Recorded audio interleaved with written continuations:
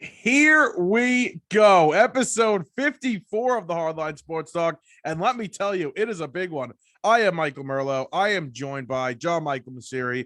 JM, how are you doing today? I'm doing great. Super Bowl right around the corner. I'll be in Florida a week from today at Daytona International Speedway. So Very nice. I'm feeling good. How are you, Michael? How's the AirPod? I'm great. AirPods in right now. I'll give it one more little adjustment. Hope it doesn't come out. We should be good. Good. I'm doing great. I'm very excited for the Super Bowl on Sunday. We're going to give some predictions in a little bit. We're going to talk about the game. And, today, Thursday, in the tri-state area, Long Island, New York, it was a beautiful day. Oh, yeah. Felt about 50 degrees. And I was a little depressed as I was delivering pizza today, just thinking about it feels like a perfect spring day. Mm-hmm. Could just play baseball right now. Yep. It just makes you feel good about baseball. And we're going to talk about baseball and the labor negotiations in a little bit, but let's just, all get a prayer circle for Saturday. I'll get a prayer circle going. Definitely will. But Saturday's supposed to be nice again, too. Yeah, it's going to be 55. So hopefully there's good news mixed with the weather. Mm-hmm. It'll be good. It'll be good. Hit the beach. We're going to do our list. Yeah, I'm not there yet. No. We're going to do our list of the top 10 starting pitchers in baseball. Very excited for that. And there was big trades happening in the NBA. We're finally going to talk some NBA basketball. James Harden was dealt. So we'll get to that in a little bit. We are going to start with the main topic, though. That is the Super Bowl. Is it me, or is there like a little less buzz around this Super Bowl compared to a few other years? Yeah. I wouldn't shoot that down. I think you might be right. I mean, the Bucks Chiefs won last year. Sounded like I had a little. There it is. There goes the AirPod. About 4 minutes in. That's one. Yeah. So yeah, I mean, I don't know if there's as much buzz, because we're not used to this. There's a lot of newness in this. Did I just make up a word? New. There's a lot of brand new stuff in this game. There you go. So, you got no Tom Brady this time, no Mahomes, no random Nick Foles appearance or Eli Manning. None of that stuff, right? We're getting two fresh faces in Joe Burrow and Matt Stafford. And we'll see how it goes. I mean, I'm excited, but yeah, I feel like the buzz is a little less than usual. Like if this was Rams Chiefs or even Rams Bills, you think there's a little more just because of the star power? I mean, there's still stars on this Bengals team, but I think it's just them being, Cincinnati, they're probably the third most popular football team in their own state behind the Browns and Ohio State. So, yeah, I mean, I guess that's where the less of the buzz comes from. Right. Maybe it's just the people still don't believe in the Bengals and are still shocked at what they've done. Right. So that could be it. I mean, if we talked about years ago, it's a little bit different of a matchup because the Patriots versus the Giants, the difference between the teams is not like it is with Bengals Rams. It's a much bigger difference with Patriots Giants. Right. But, the Giants were thought to have been getting, we're just going to get rolled over. And what was the line that game? Like 14 or something? Yeah. Right. So, a little less buzz around that. You didn't think it was going to be like exactly a heavyweight matchup. But this is supposed to be a pretty good game. The line's at about 4 the last time I checked. So I'm excited. Maybe the Bengals are a little underhyped because of what you said, but I think it'll be a good game. And I think the Bengals have a really good shot. You know what's funny about the Bengals? They give teams like ours hope. In baseball, we see it all the time. We see these crazy runs. We've talked about it. The Atlanta Braves won the World Series. And even the Milwaukee Bucks won the NBA championship. And they were great, but they had to go through a super team. We've seen a lot of randomness, but usually it's tough to see this randomness of so bad to so good in 1 year. Right. And usually it fizzles out at some point, but right. The Bengals have given us hope that the Bengals were just in a situation like our teams were, the Giants and the Jets last season. And now they're in the Super Bowl. They give the little guy hope, which is interesting to me. And the Rams are the big bad super team that went out and did whatever they could, have spent money, have signed whatever free agents, been very aggressive, traded draft picks. it's interesting to see, does that magic run out finally? Like you just said, does that magic finally run out for the Bengals on Sunday? Yeah, you're right. The Bengals do give hope. You usually never see a quick turnaround like that, and the turnaround has been insane. Like I said, it usually fizzles out, right? It'll be a nice story, but they'll get kicked out in the wild card or in the divisional Right. or something like that. I mean, the last time I could remember something like this of that much surprise was the Bears were a bit of a surprise that year. They went 12-4, but the main one I think about is the Jaguars that year. They went to the AFC Championship with Blake Bortles. But this is the biggest surprise of them all, to be honest with you. I mean, nobody was thinking about, I mean, I think I had the Bengals winning 4 games, something like that. So does the luck run out?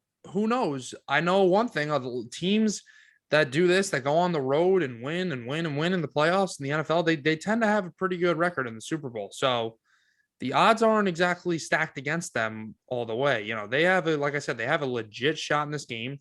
I think if this game was played on paper, the Rams win, but good thing football isn't played on paper. If it's played on paper last week against the Chiefs win, but the Bengals won the game. So I think they're a team that can beat anybody. They have such an exciting offense. They have a clutch quarterback.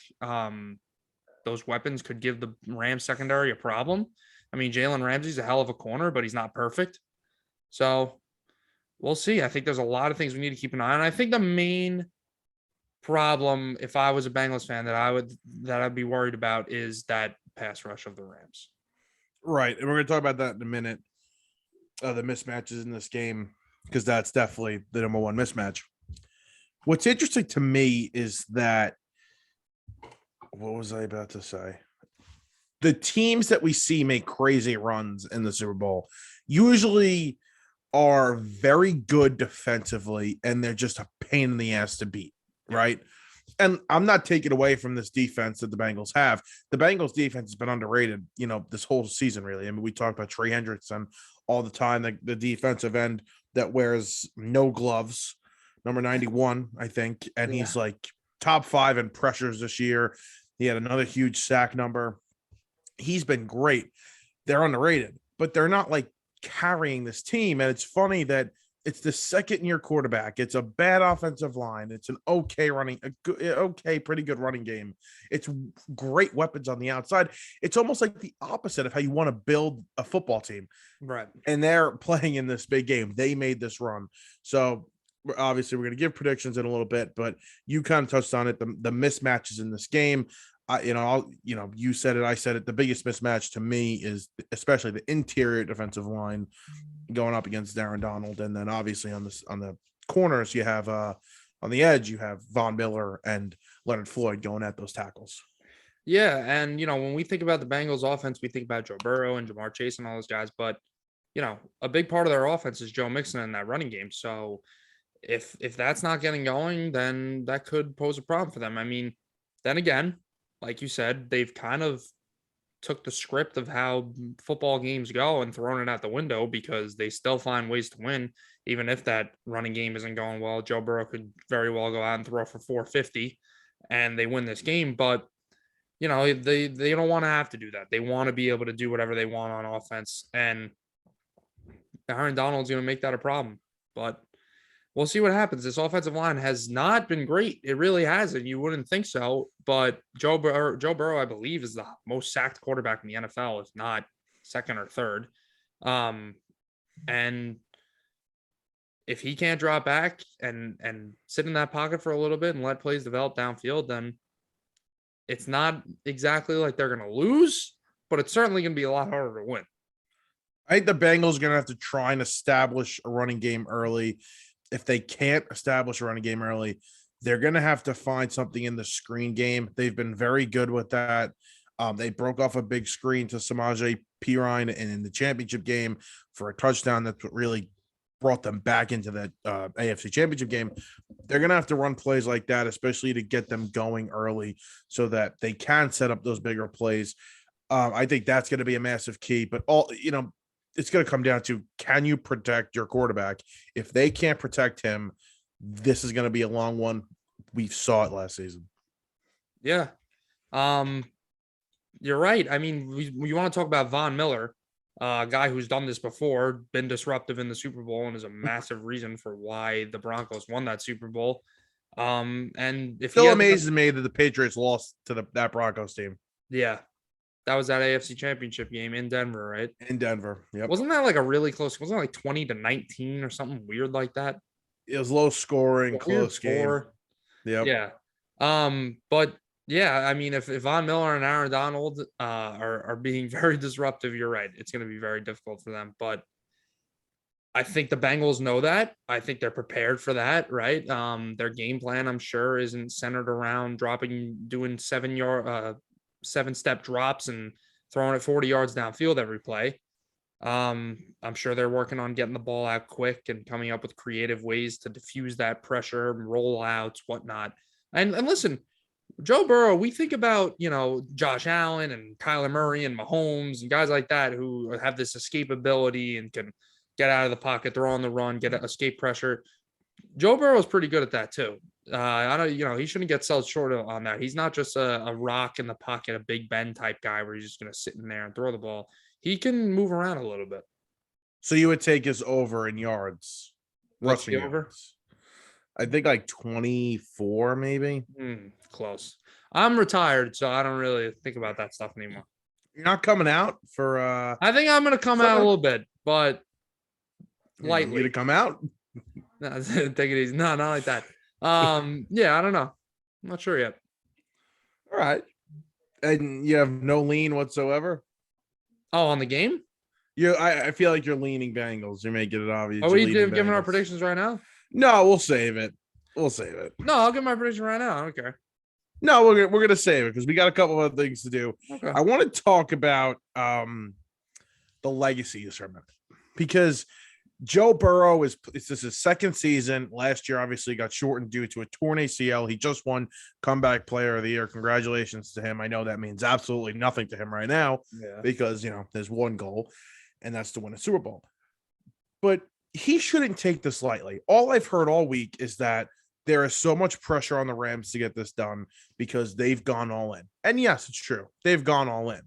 But only a couple of guys are coming off the books this year, and that's Von Miller and Odell Beckham Jr. They say they can bring back Odell if they want him. Von Miller probably walks, but, they'll find a replacement for Von. I don't think that this is the only season in which the Rams have a chance to win the Super Bowl, because we fast forward to Tuesday. I think the Rams are easily the betting favorite in the NFC, no matter what happens, to go back to the Super Bowl and win it. So I think the Bengals also have a lot of pressure here because you're here, you got here, you had I wouldn't say the most difficult path to get here. You got to play the Titans in Tennessee, and they basically gave a pretty difficult path. I don't know.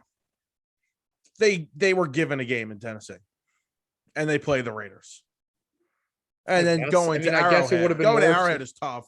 I guess it would have been worse if they played Buffalo in that divisional round. But yeah, that Arrowhead game is the hardest. No, I'm not taking anything away from them. But what I'm saying is they shouldn't take this for granted. You have a stacked AFC. You have Herbert. You have Mahomes, obviously. Allen. You Trevor Lawrence possibly soon. Mac Jones and Bill Belichick. You might have Aaron Rodgers coming into that into that division possibly with that old world Steelers defense. So what I'm saying is don't take advantage of this. Don't say, oh, well, we're a young team. We'll be back. You may never be back. They can't not squander this opportunity. Right. Well, I don't think anybody's going into this game tomorrow on either side saying, oh, it's all right. We got here. If we don't win it, then that's okay. I think they're all obviously going in with the goal of winning the game. But when we talk about pressure in terms of, the players they'll feel the pressure from themselves, right? They'll be like, Matt Stafford's like, I got to win this game. Like I've been dreaming of going to the Super Bowl, winning the Super Bowl for so long, whatever. But that's just from their selves, right? They don't care about what are they going to say in the press and everything like that and who has the most pressure. But, when we talk about legacies and the way players are viewed all time and stuff like that, and teams are viewed all time and franchises, whatever, then the Rams easily have the most pressure on them. I mean, we've seen them in the Super Bowl before. Matt Stafford finally gets his shot now after losing so many seasons with the Lions. He comes over to the Rams now. And yeah, they've just been in it for a long time. The Bengals are one of those like feel good stories, right? Most of the country's rooting for them. They're a young team. Burrow's got a whole career ahead of him and everything like that. But Zach Taylor's job is safe, by easily for the job that he's done and everything like that. But yeah, I mean, there's obviously pressure on either side. You have the pressure from Cincinnati fans where they haven't won a Super Bowl since the 80s. Or actually, they never even won, right? They lost. Do they have a title? Didn't they lose to Minnesota or something? They lost in 89 to the 49ers. Hold on, a little fact check here. I got it. Bengals have appeared in 3 Super Bowls total. Their first 2 were against the San Francisco 49ers. They lost both times. Okay. So, yeah, they haven't won a Super Bowl yet. So, you got that, right? You would have thought we would have known that. The whole city of Cincinnati's pulling for them. And, Ohio State, the state of Ohio is pulling for Joe Burrow and everything like that. But, when we talk about legacies and everything, I think it's the Rams. I don't think this is a crazy take at all. If Stafford wins on Sunday, he's a Hall of Famer. He cements himself into the Hall of Fame. I mean, I gotta look at his numbers one more time, but I think he is a Hall of Fame type quarterback. I mean, he's had multiple 40 touchdown seasons now, and he's had a nice career. I think he's getting in either way, but he cements it right on Sunday. Yeah. He can retire, and he's in the Hall of Fame. I really wouldn't be surprised. I mean, we hold quarterbacks to such a high standard these days with that they have to win Super Bowls. So if he got that under his belt, then that's pretty good. My boy OBJ too. Yeah, I put on our sheet. There's a ton of stars in this game. You got obviously the whole really defensive line for the Rams. You have OBJ, you have Chase, you have the 2 quarterbacks. It's a star-studded Super Bowl. I think a ton of eyes though are going to be on my former boy, still my boy. I'm rooting for him, Odell Beckham Jr. He's been a lifesaver for them, and I'm pulling for him. Yeah, I'm pulling for him too. Honestly, he's been through a lot in his career, and we questioned whether he was done and how much of a distraction he would be. Right, that was the talk when he got waived, and do the Packers want him? Does this team want him? Are we sure they want to deal with that distraction? And he hasn't been a distraction for the Rams. No. He's helped them, right? He's playing very well. He's hasn't been a diva and been annoyed that Cooper Kupp's getting more targets than he is, right? He's just fitting in that role beautifully. And, Odell, as much as he gets bad light in the media and everything like that, he's a good guy. He's a smart guy. So, yeah, I mean, I'm pulling for him. Smart football player too. Very smart. I don't think the Rams could have envisioned this going any better than how it's gone with Odell. I just got this update on my phone actually. So Drake has a couple Super Bowl bets, and it relates perfectly to what we're talking about. So he has $600,000 on the Rams money line. Let's go. He has $500,000 on Odell Beckham Jr. over 62.5 yards, and $500,000 on Odell Beckham anytime touchdown score. Drake is like notorious for cursing teams and stuff. Ah, damn it. Yeah, so I'm happy about that. I'm not so happy about that. He's just doing it for his boy Odell. That's all. He's fine. Aaron Rodgers, who just accepted his MVP award, says he has not made a decision yet. We'll talk about the awards in a few minutes. You got any Super Bowl memories? That you yeah. You remember maybe your favorite Super Bowl? My favorite Super Bowl of all time, I think, was when I was like the most nostalgic, I guess you could say, was my first year of really being a full-fledged football fan. That Saints Colts Super Bowl back in 2009. That was a really good Super Bowl too, right? We remember the surprise onside kick coming out of the half that the Saints pulled off, and then the what the hell is the guy's name? What was not more? Who was the corner who picked off Peyton Manning and took it to the house? Oh God, 23, I think. I see him running in my head. I don't know. I see him running too. I don't know his name. I don't know, but I'll figure that out later. Yeah, that one. I think the first Super Bowl I remember, I like vividly remember that Giants one, the first one. Right. I just the first like real clip in my head that I remember is the Cardinals Steelers one, when I remember James Harrison, that pick six. I had the numbers correct for the Super Bowl boxes for the halftime. As the Cardinals were driving, they just needed to score the touchdown. I would have gotten the numbers right. And then Kurt Warner throws that pick six to James Harrison, and I ended up not winning the money, right? Because of score change. But 7-year-old JM gambling. Yeah, I got some good Super Bowl memories. Some good, some bad. A lot of Tom Brady ones that made me want to die. Oh yeah. You didn't like when he came back down from 28-3? No, I hated it actually. I love that one. That was Tracy Porter. Tracy Porter. Tracy Porter. Anything for you? I mean, you're gonna say the Giants, obviously. But obviously 2011. That's the one I remember the most. When they beat the Patriots, and somebody was trying to argue today that Super Bowl for Brady hurt more than the first one that he lost to the Giants, because like there was just so much built up almost revenge he wanted, avenge that last loss. Right. I don't know. I think for him, he's just such a psycho. With 19-0, that's all he wanted. He wanted to be in the history books. I love that. I love the comeback one too with Brady. I thought that was great. There's so many. I remember every single one. Like I was just cycling through my head all the ones. You had your bad ones, your Broncos, Seahawks. That was dreadful. Right.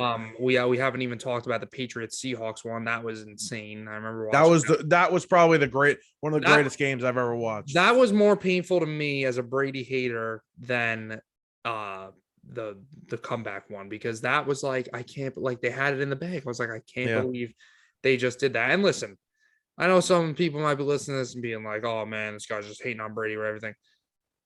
When you play him every single year and his team, it's not just Brady, it's the Patriots, right? I don't want the Patriots, just like how I don't want the Red Sox to win the World Series. It's the same exact thing. Right. And you see it over and over again. The guy just beats up on your team every year. It starts to have its effect on you. It's like, obviously he played well in the game against the Seahawks, but they won that game because the defense made a play. Oh yeah. At least that first one. I mean, at least the one where he comes back from 28-3, like that was him. Right. Like that was just unbelievably impressive. And that was Kyle Shanahan being dumb. Yes, he actually still does that. Yeah, he's not very good with leads. Doesn't go to his star players either in late in games. You'd rather him be down in the fourth quarter in big games. So predictions for the game? I don't think we made it official here. We did not make it official. I don't think the football gods are going to bless us again with a great game. So I'm picking the Rams -4. But if the Bengals win, like I don't think it's going to be particularly close. Really? So I think either way it's a blowout. Wow. I don't know about that. So you're picking Rams. And I would go under. You got a predicted score? 31-16. Wow. Yeah. All right. Well, hold on. Oh, he looks a little smarter now. He's got his glasses on. Let's get Shiesty. Joe, I got my Joe. Are those his glasses? Yeah, hold on. Wait, I got two of them. I got these ones. I got these ones too. I think these ones are like a little pinkish. You see? Yeah. Those are cool. So let's get Shiesty. I'm going with my boy Joe Burr, and I'm taking the Bengals. The Simpsons said it, so I'm going to say it because the Simpsons is right about it. Always right. 34-31 Bengals. Let's ride.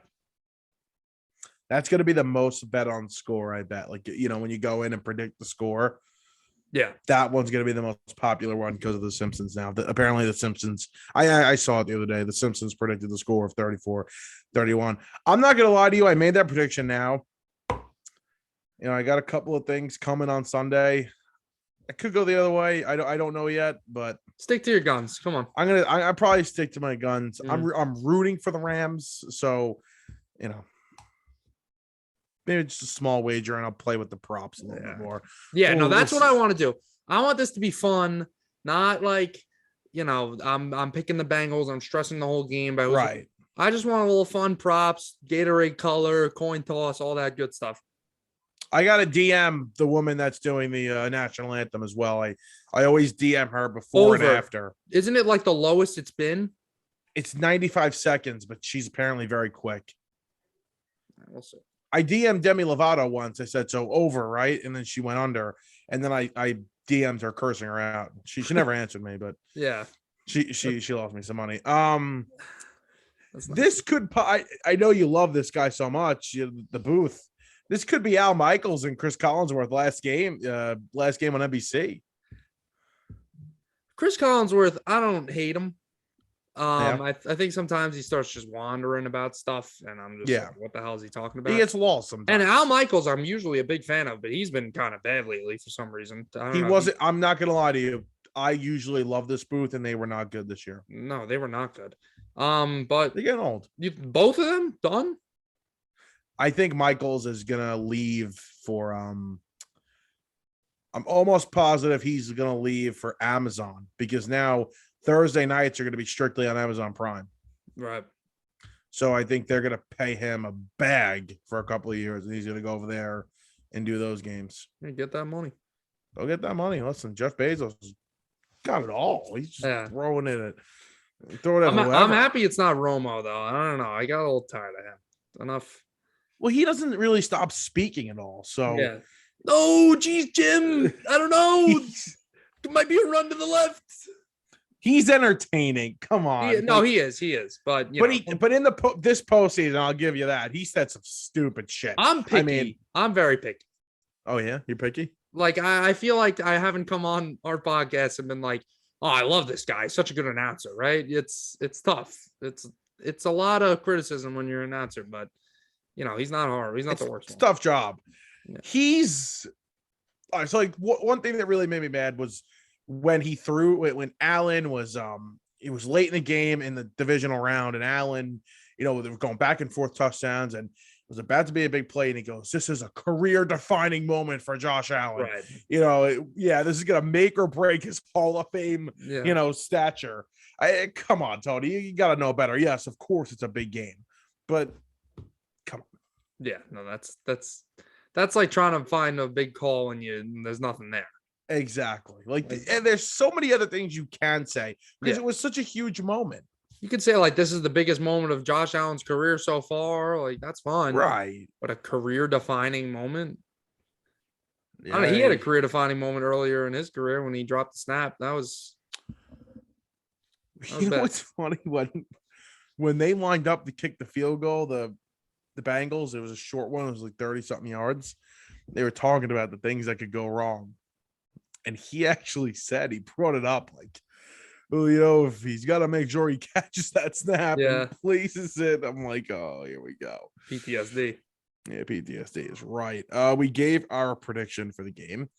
All right. Awards very quickly. We'll run through those. TJ Watt won the Defensive Player of the Year. He tied Michael Strahan for most sacks in the season.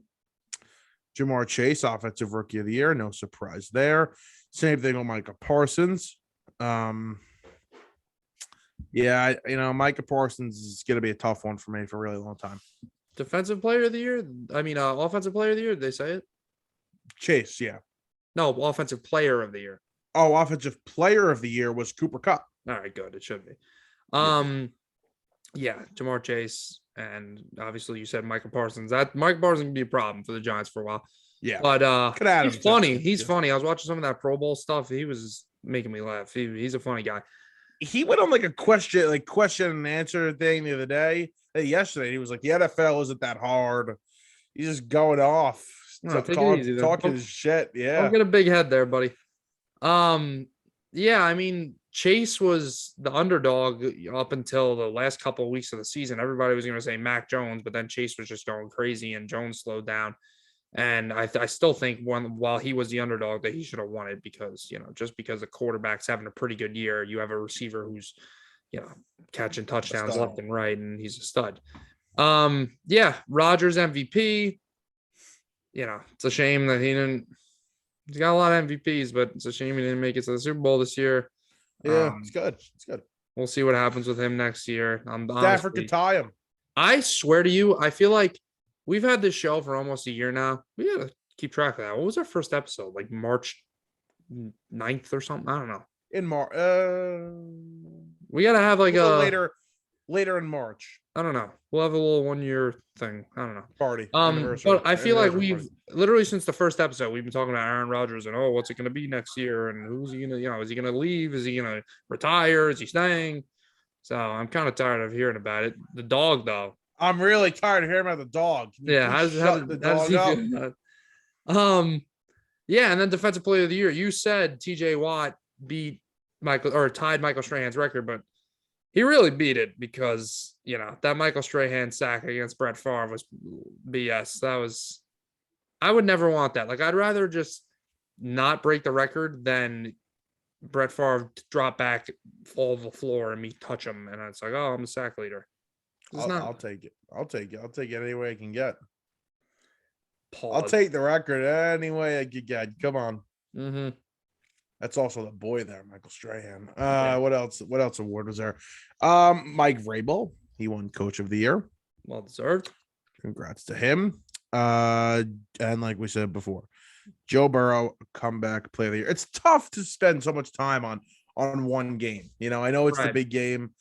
It is tough to fill out, a really long time with the one game. But I was just about to say, why can't we make?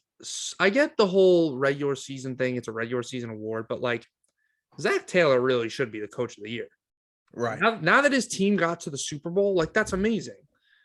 But, I guess it's just a regular season award and we go off of how that stacks up. But if we did end of the year awards and after the entire season's over, I'd give Zach Taylor the coach of the year.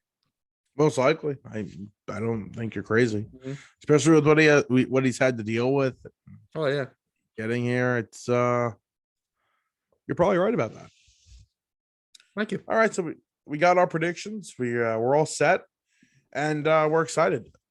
Twice. AirPod, there it goes. Again, and I hope it's not a blowout. That's just what I'm thinking here. Right, we've been getting too lucky today.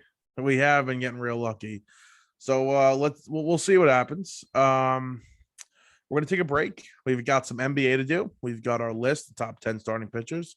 So we'll be back to do that after this. Here we go. We are back. Episode 54. Lots to do still. Something just played in my headphones. I don't even know what it was. Here we go. It's ESPN. Just actually scared the crap out of me. This is episode 54, though, of the Hardline Sports Talk.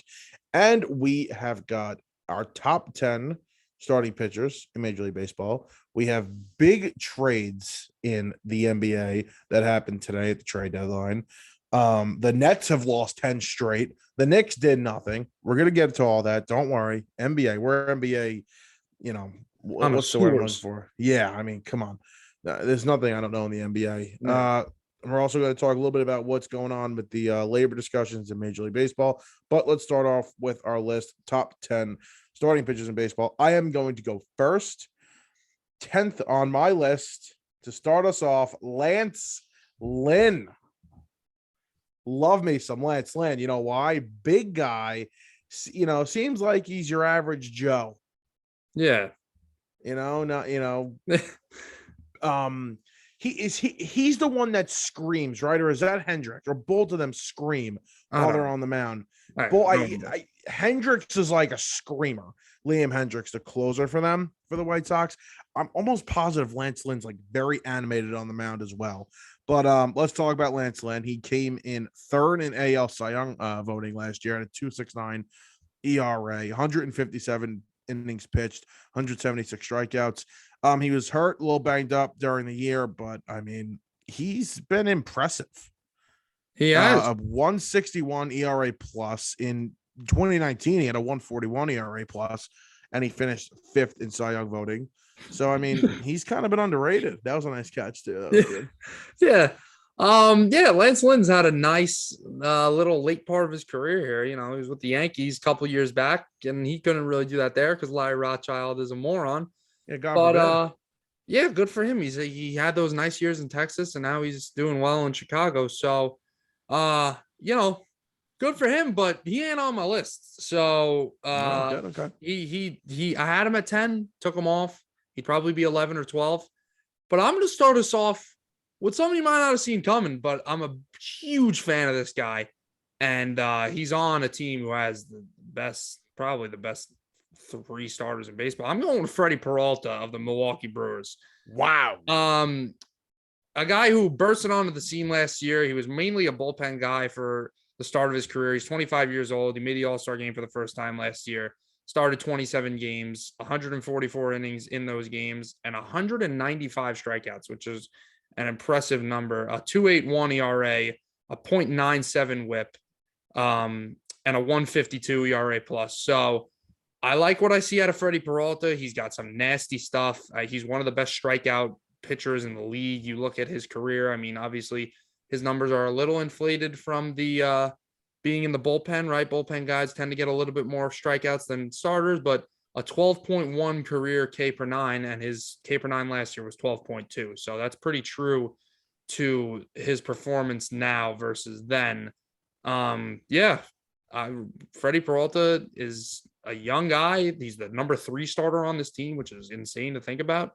And I think it's only up from here for him. Big fan, Freddie Peralta. I really like Freddie Peralta. I like that a lot. Number 10. All right, my number 9.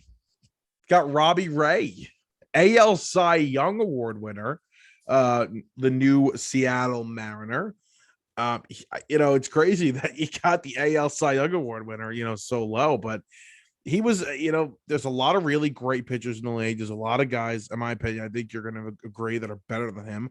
But listen, he can shoot up this list with another fantastic year like he had last year at 2.84 ERA, 154 ERA plus that led the American League. He led the league in WHIP as well. He's also, like you had mentioned before, when you're on his baseball reference page, you got the gold highlight. He's the strikeout per 9 leader of all time. So Robbie Ray at number 9. Yeah, you forgot to mention the tight pants too. It's a nice. Oh, love the Robbie Ray tight pants. Come on, that's a nice touch that he's got there. He's great with that. Yeah, my number 9. I'm gonna go with another Milwaukee Brewer. I'm gonna go with Brandon Woodruff at number 9. Pretty nice year for Brandon Woodruff last year. Finished 5th in Cy Young voting. 179 innings. He had a 2.56 ERA. He had 211 strikeouts in that span. A 0.965 WHIP. Really nice year. And there were a lot of guys who had really nice years in the NL last year. He actually didn't lead the NL in any categories, surprisingly, even with the 166 ERA plus and stuff like that. But there were just so many good starting pitchers in the NL last year. Another thing, how can we just throw record out the window? Like, why do I have to look and see that Brandon Woodruff was 9-10 last year? Yeah. Like, why the hell does that matter? The guy had a losing percentage, and he gave up 2.5 runs a game. So, yeah, I like Brandon Woodruff here. I bounced him around. I had him at 8. I ended up with him at 9, but definitely a top 10 pitcher in the league right now. I got him at number 8. I think you're right with where you got him a little bit. I'm right there with you. Like you said, he was very impressive last year. Tailed off a little bit toward the end, but he at one point he looked like he was he could have won the Cy Young Award, but ended up going to his teammate. Yeah, I mean, this is a very impressive rotation they got in Milwaukee. And when you have a 3-headed monster like that, as long as they're healthy, no matter what's going on the offensive side of the ball, he's got to score a little bit for him. Yeah, because they're impressive and they can beat you. And if you're the Brewers, you're maybe a little worried because that a lot of things really go your way last year. Besides Yelich, that's the only thing I can think about. He didn't have the best year, but you have got 3 guys who are going to appear on this list for me in your rotation, and Josh Hader and Devin Williams in that bullpen, and Willie Adames with such a nice year last year, and Avisail Garcia, and they ended up falling short. So you hope that all these guys could have career years again in that rotation and on that offense. And stay a little healthier. Yeah. Okay, I'm up. You just said Woodruff, right? Yes. All right, my number 8, Number Robbie 8. Ray. So yeah, just a little flippage there. I got Robbie Ray at number 8. Flippage. Yeah, a nice little season for Robbie Ray last year. Definitely in perfect time. He got a nice contract with the Seattle Mariners.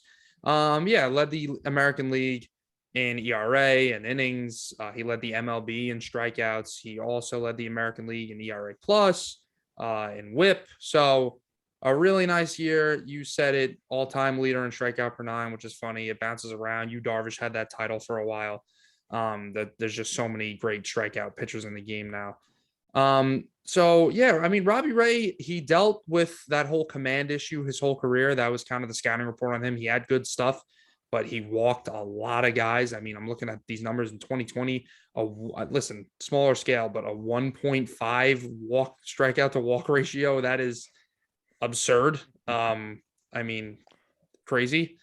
Yeah. And he only walked 52 guys last year compared to the 31 he walked in 2020 in about 160 less innings. 31 innings, 31 walks. That's what he did in 2020. Oh. So yeah, definitely got the control under control in 2021, and I think 8 is right around where it should be. All right. Number 7, I got Walker Buehler, my boy. His winning percentage was great. If you want to look at it, he was 16-4. Very strange. You're not going to see this a lot, really. I don't think 200 innings pitched, over 200 innings pitched for Walker Buehler last year with a 2.47 ERA and a 1.65 ERA plus. Man, the pitching in the National League last season was loaded. He was fantastic. He's gonna be 27 for this season. Listen, you want to go through the aces over there? I think he's finally the number 1 guy in LA after Scherzer leaves, and he's going to be a big part for them. I had him a little higher actually, but I moved him down for somebody. Yeah, this is honestly just a bit of a game time decision for me because some of these guys are just stacked so tightly on this list. But yeah, you're right. Walker Buehler certainly has emerged as the ace over there, and there's some guys. Clayton Kershaw, he's a name who you can float around and maybe want to throw on this list. And even Julio Urias, I was thinking about him. But they both ended up missing the list. But yeah, I do have Walker Buehler as well as number 7. Like you said, nice year last year, ERA under 2.5, over 200 innings. So really nice year for him. He's not as much of a crazy strikeout guy as some of these guys are, but that's okay, right? Guys get, as long as you're getting guys out, doesn't mean that you're less of a pitcher than somebody else if they have a little more strikeouts. Striking out people certainly helps, right? Keeps the ball not in play, but nice young starting pitcher who's going to be on a Hall of Fame track in Walker Buehler. His FIP was a little higher and his strikeout per 9 only about 9.2. So yeah, he's not striking a lot of guys out, but he's getting the job done. Yep. All right, number 6. I've got definitely, I mean, this is your boy, but I really like him too, and that's Shane Bieber. Shane Bieber was banged up last year. He made the All-Star game, but after that didn't really pitch much. He only had about 96 innings last year, but he was fantastic in the shortened season in 2020. Had a 2.73 ERA plus with a 1.63 ERA in about 77 innings. And then if you want to go to a full sample size, in 2019, 214 innings when he was 24 years old, 3.28 ERA and a 1.44 ERA plus. This guy is a stud. He's going to be 27 this year. I mean, we were talking about it before. He could be in the top 3 of this list if he has the big healthy year. Yeah, he's an absolute stud. And that year he had in 2020 we wish that year was more than 60 games because he was really on something that year. My number 6, I got Zach Wheeler of the Philadelphia Phillies. He had, I want to say, a breakout year, and he did have a breakout year, but I feel like this guy's been underrated his whole career. I mean, looking at his numbers now, a 3.51 ERA for his career. That's pretty good. That's not Hall of Fame type, but that's good. Yeah, Zach Wheeler had an absolutely ridiculous year last year. He almost won the NL Cy Young. He definitely made a really strong case. I'm on Baseball Reference right now, a 7.7 B WAR. Not the biggest fan of pitcher WAR, but you don't get that on accident. 213 innings, led the league in that. 2.78 ERA. 247 strikeouts, led the NL in that. He also had 3 complete games, 2 complete game shutouts. One against the Mets. Just really good, really great job for him last year, eating up innings, doing it proficiently, right? Not giving up runs. His ERA, his whip was almost exactly 1.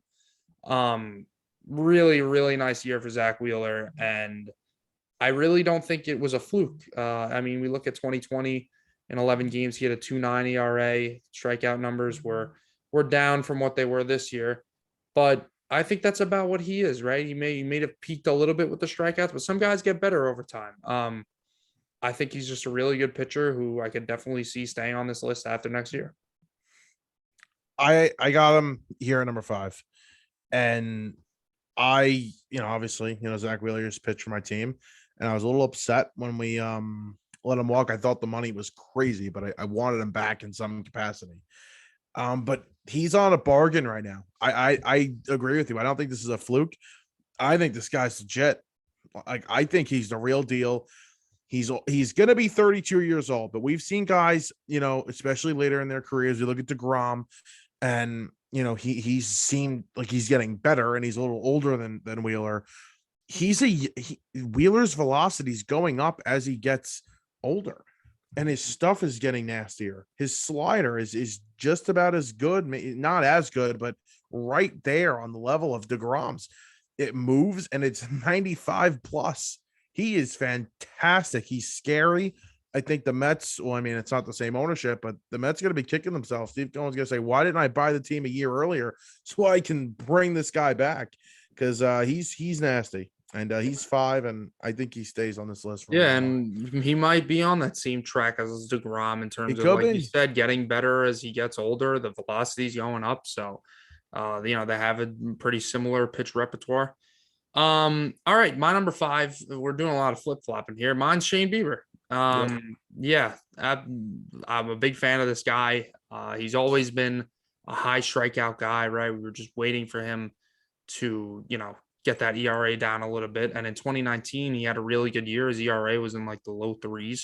And then in 2020, like we said, he just absolutely exploded. Was the nastiest pitcher in the AL and the MLB. That year, he obviously won the Cy Young.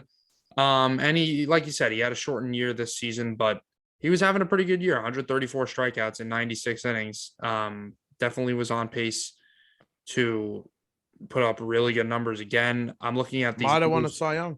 I'm looking at these numbers from 2020. It's ridiculous. I mean, I really wish I saw this over a full season. A 1.63 ERA in 12 starts, 122 strikeouts in 77 innings.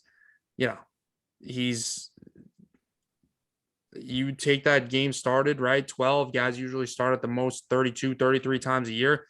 Those strikeout numbers are just that's you're going to get 300 plus. So he was absolutely incredible. And I think a fully healthy year out of Shane Bieber next year, he'll certainly, like you said, he could get into the top 3, be in the AL Cy Young conversation. The guy's an absolute stud. Win it. Yeah. He could have won it if he had a full season last year. Maybe. All right. Number 4. We're getting close. I got Corbin Burns, who is the NL Cy Young Award winner. He was absolutely fantastic last year. I remember having debates about him, whether or not we should draft him in fantasy this year, and if we should draft him early, because his 2020 and 60 innings, he was very good. He had a 2.11 ERA with a 2.16 ERA plus. He was very good, but we didn't know. We were like, is this a fluke? Is this not? What do we do? And we didn't draft him, and we made the playoffs. We weren't that great. Could have paired him with Jacob DeGrom. Anyway, he was unbelievable last year. He had a 1.76 ERA plus, a 1.63 FIP, which is incredibly low. 12.6 strikeout per 9, led the National League. It's something that bothered me and bothers me still. and I understand the argument. Yes, the innings thing. He had 167 innings. And I understand, well, why would you want him to pitch more innings and possibly it could have gone worse? Just bothered me a teeny tiny bit. Right. Yeah, But I mean, rightfully so. I mean, you want guys to go deeper into games, right? Saves your bullpen, whatever. It shows they can last longer in the games and not get tired or whatever. 3 complete games for Wheeler. That's impressive. Yeah, especially that's in today's age. All right, my number 4. I got your new shiny toy. I got Max Scherzer at number 4, and I almost put Max Scherzer 3. I almost put him 2. I think these 3 guys that we're about to say are very close, but yes, I ended up with him at number 4. And listen, Max Scherzer has been unbelievable, right? He's just been an absolute stud year after year. You could literally argue for him. If you did top 10 pitchers of the last 5 years, he'd probably be number 1. I agree. But, I just think a couple guys that I'm going to put over him, I just had this my criteria. They've just been a little better in. But yeah, I almost won the Cy Young. Like Wheeler, same thing, was right there. He finished 3rd. It was a very tight race, .864 whip, which led the MLB. Fantastic, right? 6 hit per 9 led the MLB in that. 1.8 walk per 9 led the NL in that. So great year for Max Scherzer. Is showing that age does not matter, right? He's 36 years old, about to be 37 this season, and he's still one of the best pitchers in the game. I think he deserves more recognition all time too. I agree. I don't want to get crazy and say he should be in the greatest of all time conversation, because I don't think that, but I think he should definitely be in the top 10 conversation. I mean, you think about all the accolades, his resume is fantastic. World Series, Cy Youngs in both leagues, 20 strikeout game, no hitter. That probably should have been a perfect game. He's, the ERA titles, or actually, he's never had an ERA title, surprisingly, but has led the league in innings and games started and strikeouts several years in a row. And he's a stud. Like what we've seen, you would think, Kershaw, Verlander, him, the best pitchers we've seen right there in that conversation. DeGrom, I think, is entering that too. We've been blessed with some really great starting pitching. All right, I am up. I've got number 3, and I've got your boy Garrett Cole at number 3. 3.23 ERA last year, 181 innings for him. So, all right, he was banged up and he dealt with COVID. I'm like, that's low. Yeah. Because he had 3 straight years pitching in the 200s, but that's why. End of the season was a little rough for him. He had the hamstring issue. People want to bring up the spider tack. Listen, that's an argument for another day, right? His stats, his ERA, since that, the ERA was a little up. But again, at the end of the year, like I said, he did deal with a little hamstring injury. I'm going to throw him here at 3. You could have made an argument for him for AL Cy Young Award. I think you could have gone either way with that one. And listen, he's the best pitcher in the American League. So, yeah, he is. Nothing wrong with that. A little bit of a rocky season for him last year with, like you said, with the spider tack and the injuries, and then his performance in the wild card game. I didn't even get to that. Oh my God. Yeah. So, he dealt with a lot of stuff last year, but he still ended up finishing 2nd in Cy Young voting. And, I'm happy to have this guy on my team. I mean, he's what you look for in a starting pitcher, right? He's going to give you 200 plus innings. He could get in the 300 strikeout range, and he'll limit those runs. To be honest with you, this list is this is probably the most I've struggled with, just because it's so different, right? Where we did top 10 at each position. Now we're doing top 10 starting pitchers. There's 5 on each team. There's 30 teams, right? That's 150 starting pitchers in the league, and we're trying to get the top 10. So a lot of these guys are really close. So it's been tough trying to pick this. Right now, I'm literally just stalling because I'm trying to make sure I'm 100% sure about this.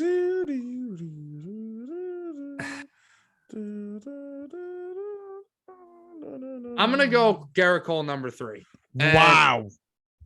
And I want to put him 2. I want to put Scherzer 2. I love both those guys. I obviously love Cole because he's on my team. But, if I'm a big believer in, numbers and staying, having a great year the whole time. And he was a little rocky last year. And like I said, I know he dealt with the injuries, but even before, he had that little skid in August when he was really just getting rocked. And I know every guy doesn't go out and give up the same amount of runs unless you're Jacob deGrom. But the numbers were down a little last year for Cole. The ERA plus was only 133, the lowest it's been since 2017. And I don't doubt this is my ace. I don't doubt him at all. I think he could be number 2. I mean, it's going to be really hard for him to dethrone deGrom and get number 1, but he's a stud, but I can't. I'm good with him at 3. All right. You got balls because I couldn't put Burns ahead of these 2 guys. I couldn't do it. So there you go. You did it. All right. I give you credit. You sacked up there. Yeah. Thank you. All right. I got Scherzer at number 2, my new shiny toy, a guy that I hope that I get to see. I hope he stays healthy. I hope him and DeGrom are 1-2 for the next 2 years. 200 innings. Let's go. Saddle them up. Ride the horses. There are horses. He was fantastic last year. 2.97 ERA, like you said.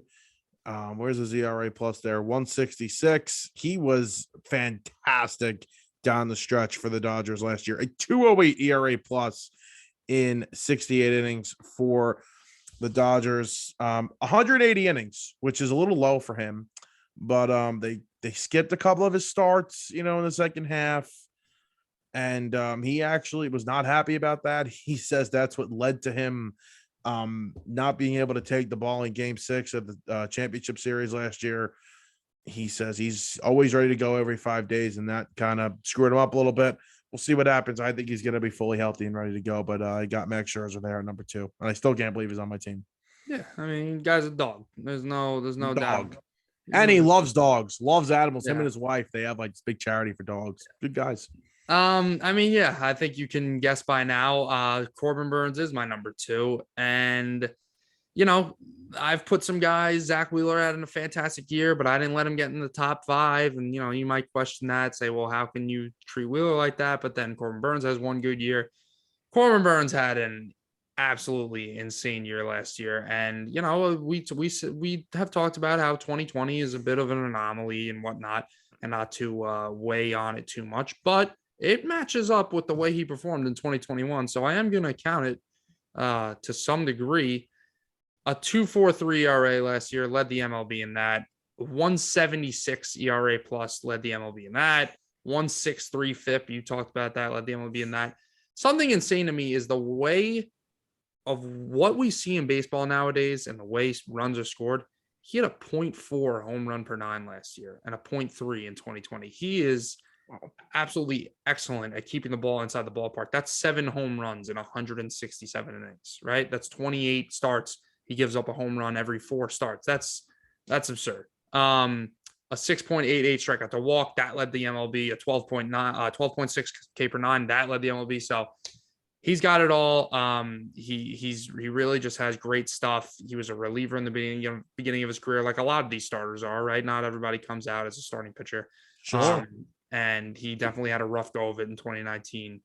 But Corbin Burns, with an unbelievable season last year, won the Cy Young. I got him at number 2. There you go. And we've got the same number 1 here.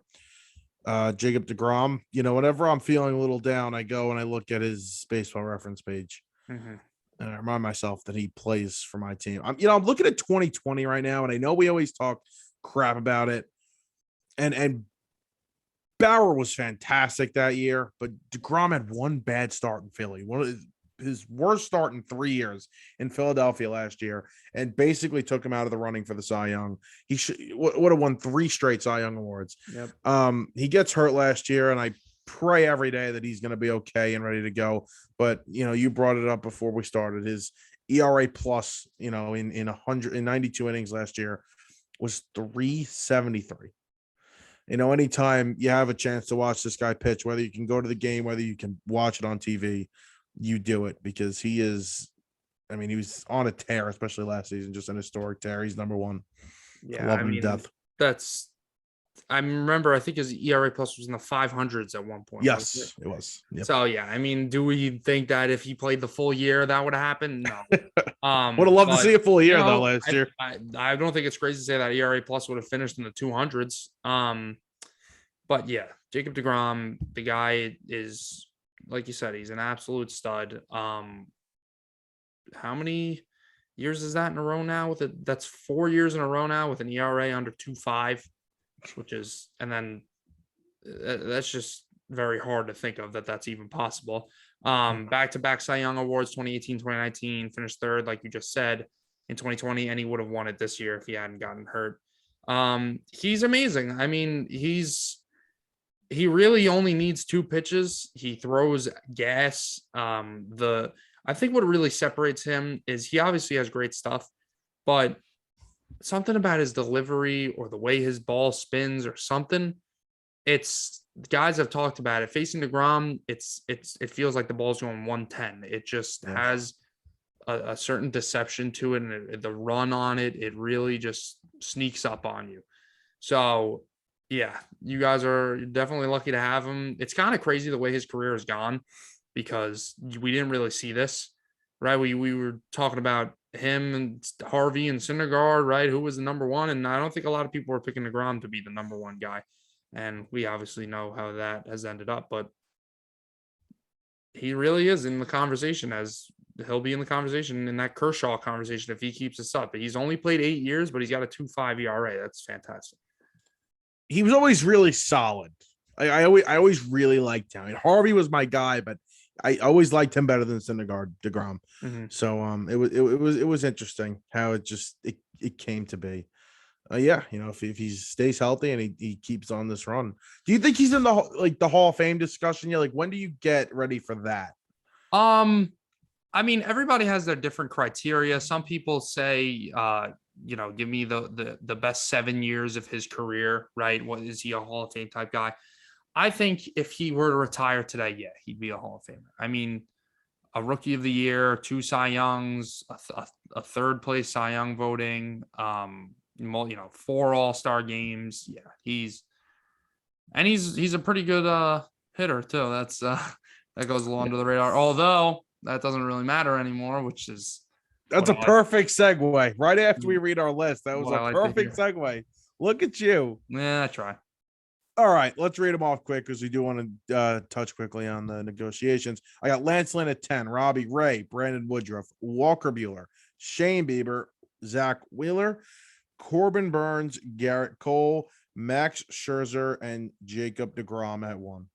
I got Freddie Peralta, Brandon Woodruff, Robbie Ray, Walker Buehler, Zach Wheeler, Shane Bieber, Max Scherzer, Garrett Cole, Corbin Burns, and Jacob deGrom.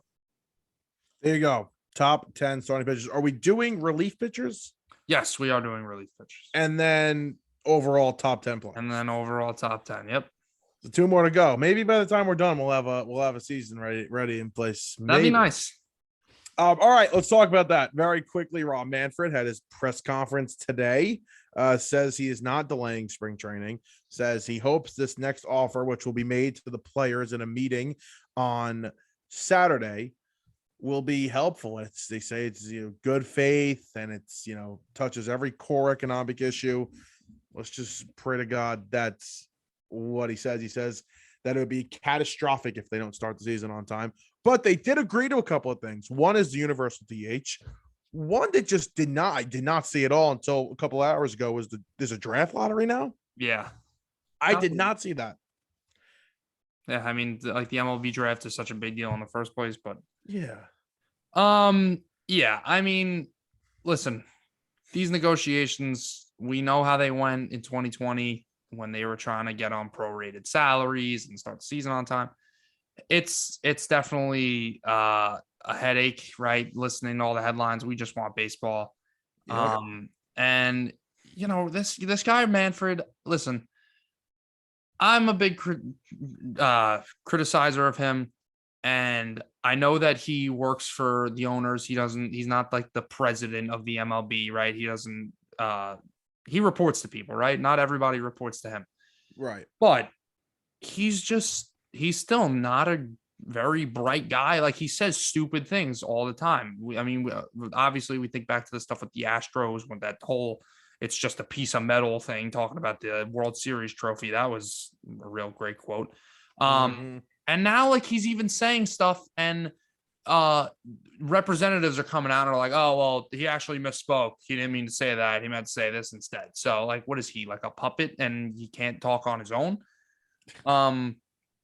But yeah, this has been very embarrassing the way that this has gone. You know, you hear a lot of criticism from players on Twitter towards the owners, and the owners saying they were going to make an offer, and then they said never mind. And it's a lot of cat and mouse and annoying and embarrassing news. But if we just end up with a normal baseball season in the end, then I can't complain. I don't care. Yeah. This isn't a hot take. Those players hate him. Oh, yeah. I mean, they have a strong hatred for Rob Manfred. Oh, 100%. So, listen, let's just hope they get this thing right. You know, I mean, again, I get my hopes up even last night when I saw that they were speaking. I'm like a child with this. I was thinking about it today, driving all day. I love football, man. It's great. But baseball is just so clear. My favorite sport. Like, they got to get this done. They have to get this done. So we'll see what happens there. You wanted to talk about the top 100 list? Yeah, we could just touch on it quick. ESPN released their top 100 baseball players of all time. That's what actually played through my ear and scared the crap out of me before. Yeah. If it wants to load. That one thing that I had seen was, Derek Jeter ahead of Albert Pujols. That may be the stupidest thing I've seen ever. Yeah, that's pretty bad. I mean, we think about Albert Pujols all time, and he's got just about 100 WAR, and that's with, him tailing off in LA. He really never had a great season in LA. His first year, he had about an 860 OPS, and that's just about as high as it got. I think he had a 40 home run season sprinkled in there, but none of the OPS numbers and everything, the slash line wasn't great. Yeah, I mean, one of the best defensive first basemen in his prime, and then on top of that, just 300 batting average, 35 homers, 100 RBI every single year, and OPS is in the 1100s and the 1000s, right? MVPs, stayed healthy. Right? He was just great in St. Louis. Really one of the best right-handed hitters of all time. Yeah. But that didn't make any sense to me. The A-Rod thing didn't. This is my problem about. We talked about the Hall of Fame ballots, and we put our ballots out there, and I said I don't think the steroid guys should get in, but that's just my own criteria. I think the fact that they've already let steroid guys get in, I think they should get in. But if I was making the Hall of Fame from scratch kind of a thing, I wouldn't let them in. That's kind of the same thing with ESPN. They're half pregnant with that, because they'll say Alex Rodriguez is number 24, and then Barry Bonds is number 8. But then you put Manny Ramirez like 60 something. Take away steroids, Manny Ramirez is probably the 60 something best player, right? Like I'm saying, if we just didn't know he took steroids, he would probably be in the 60s or the 70s all time. So if you're going to do that for him, then why are you punishing A-Rod and you're punishing Bonds for everything, but you're not going to punish him? Doesn't make sense to me. There's no. Where would you actually put Bonds? Is he top 5? Just take steroids away.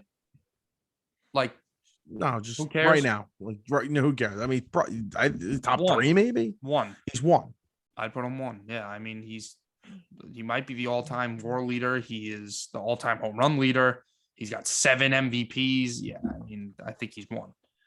And listen, baseball is tough to compare, right? We hear about it. We hear about it in the NBA. You got, how are we going to compare Wilt Chamberlain to guys today? He's averaging 50 points and 25 rebounds. He's playing against used car salesmen. And then, we talk about the NFL, how Joe Namath and those guys, the game was so different back then.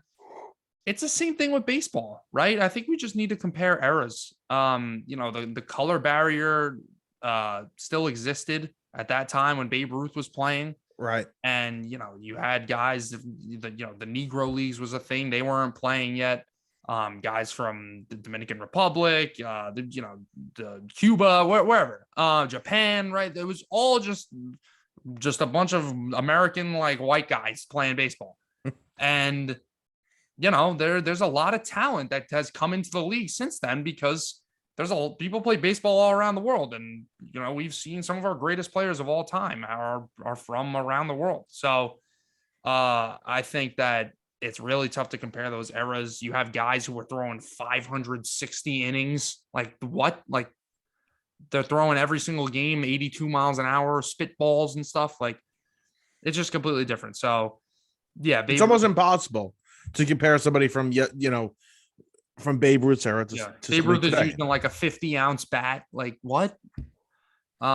It's literally, it's kind of like a fairy tale when you talk about baseball back then. So that's why I'd love to see it, though. It's tough to compare them. Yeah, it's tough to compare them, though. But yeah, I have a problem with this. I have a problem with the Ichiro thing. I think Ichiro's a great player. I think he's been overrated over his career. I still think he's a Hall of Fame type guy, but to put him in the top 50 is absurd. I mean, when he's over guys like Chipper Jones and Wade Boggs, who they both have like similar type archetypes, and Wade Boggs just had like way better of a career than him. But I digress, I guess. You good? I'm good.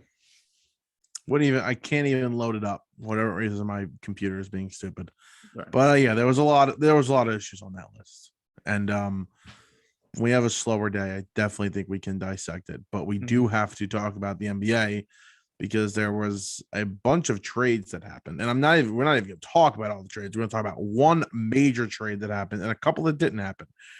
James Harden has been traded to the Philadelphia 76ers. He was traded for Ben Simmons, Seth Curry, Andre Drummond, and 2 first-round picks.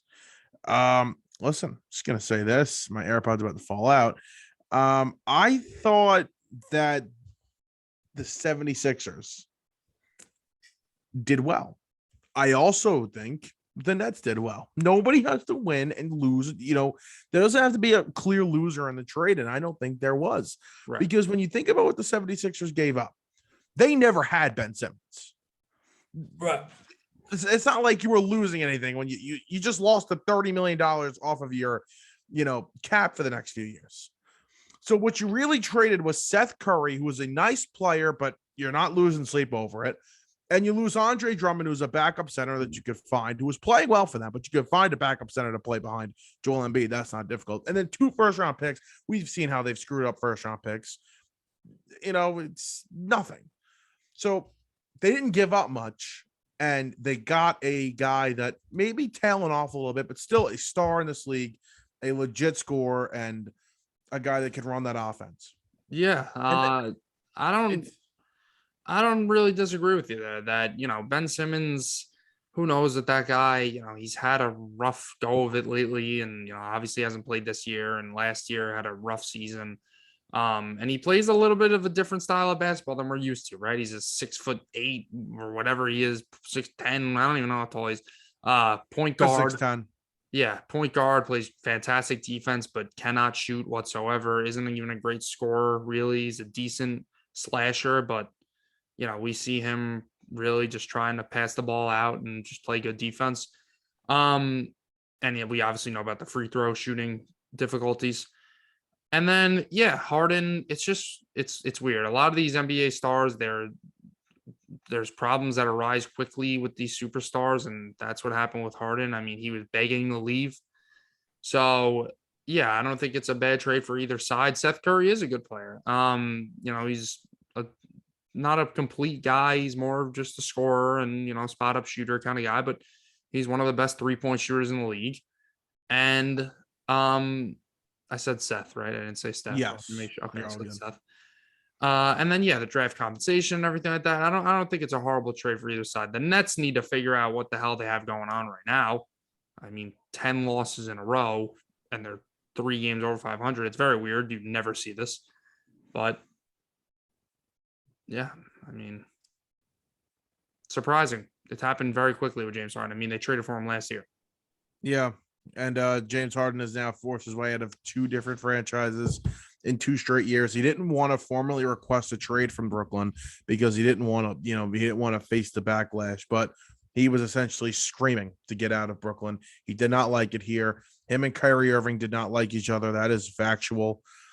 So obviously not a good relationship there. Kevin Durant had to sign off on this trade. Obviously, he spoke to Ben Simmons. They're on the same page. Rich Paul, his agent, excited for this opportunity for him. Let's see. Ben Simmons doesn't have to be the main ball handler. Ben Simmons doesn't have to have the ball in his hands. So let's see if Ben Simmons can play better a little bit off the ball. There's something we know about him. He's an all-world defender. He's fantastic. So if he could do that, if the free throws have gotten better over the past season, okay. But we haven't seen him all year. And it'll be very interesting to see. And I would love to be at the Wells Fargo Center in March and see if Ben Simmons plays in that game in Philadelphia. Yeah, that'd be something to see. Yeah, he's at a weird career track, right? You want to go? Comparing him to let's go. Yeah. I haven't been to an NBA game in a while. But yeah, he's had, Magic Johnson comparisons when he was first bursting onto the scene in the NBA. Mini LeBron. And now he's, not really getting called that anymore. But yeah, I mean, Ben Simmons is, like you said, he's an all-world defender. He's got some things to figure out in other aspects of his game, but he doesn't need to be a knockdown 3-point shooter, right? He just needs to play his role, and maybe he'll play a good role for this Nets team. It'll be interesting to see what happens. Did you see tonight? Durant and LeBron were the All-Star game captains, and they had to pick teams. So LeBron made it so that the last 2 picks of the draft were Rudy Gobert and James Harden. So as Durant's about to pick, and Durant, he doesn't, he's a serious guy. He doesn't really like to joke around that much. So LeBron starts dying of laughter. And Durant goes, well, I'm going to have to go with size here and take Rudy. And everybody's laughing. It was hysterical. Couldn't take his now former teammate, James Harden. Listen, we're going to see how this works. I think this makes them a top 2 contender in the East. I think them and the Bucks are the 2 teams to beat. I know Miami's very good. I even know Chicago's good. But, I would say those are the 2 teams. And listen, if this works out and Durant comes back healthy and maybe the rules change for Kyrie played very well tonight in Washington. I mean, if it works out and it fits well, then the Nets are in that conversation too. Yeah, but they got a lot of stuff to figure out because 10 in a row is not good. Oh, not good. Not good at all. The New York Knicks, the Knicks actually, they're playing right now against the Warriors, and they actually exist.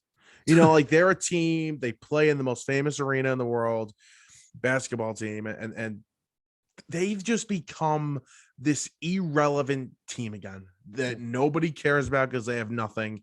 They don't do anything. You don't hear from the people that run the team.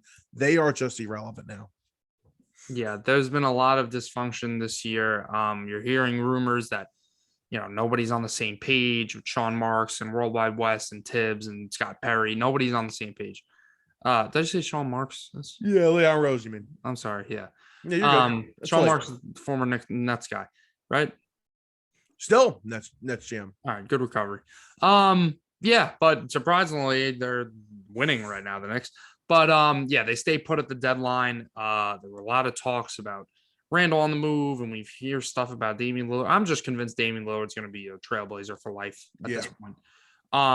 We hear a lot of rumors about that, right? We heard rumors about, are they going to flip Reddish, right? Are they going to keep him? Goran Dragic was rumored, who ended up getting traded, but not to the Knicks. So yeah, I mean, it's a shame that this is the way it's gone, right? This was an optimistic year, but they've kind of took a couple steps backwards, and Julius Randle hasn't played the way we wanted him to play. A lot of inconsistencies. Tonight, he's having a great game, but on the season, 19 a game with 42% from the field. That's not what he did last year. So It's tough. We're going to be able to get more into the Knicks and the dysfunction and what's happened this year, definitely in the middle of February in the next couple of weeks, when football's over. So we'll save that, for another episode. Just the one thing I think a lot of Knicks fans wanted to see was offload some of these older guys. If you could offload Fournier, that would have been great. If you could gotten even just a second round pick for Kemba, that would have been great. If you could have gotten rid of Alec Burks and gotten a pick or two, that would have been really good. But you stay put. You have all these veterans, and Tibbs is going to play them because he's going to be trying to compete for that stupid play-in tournament. When in reality, the best situation for this team would be to play the young guys, see what they can do, and start developing these guys. But this head coach isn't going to do that. So, again, we will be able to get into the Knicks in the next week or so and really break everything down. That's our team. We're both diehard Knicks fans. So right. Yeah. So we'll be able to do that. But this has been a great episode, fun episode, lots to do, and I think we hit everything. Yeah, it's just about. Just like me on Sunday, I'm gonna hit everything. Right. I cannot wait. Sure. Enjoy the game, enjoy your parties, and you got anything to say? No, President's Day should have been the 14th this year. Yeah, but we can't get anything right in this country. Yeah, so that would have been nice if we had the day off after the Super Bowl, but instead we had the day off after the Daytona 500. So right, congratulations everybody. I'm sure everybody's happy about that. But yeah, that's all. All right, we'll talk to you guys next time.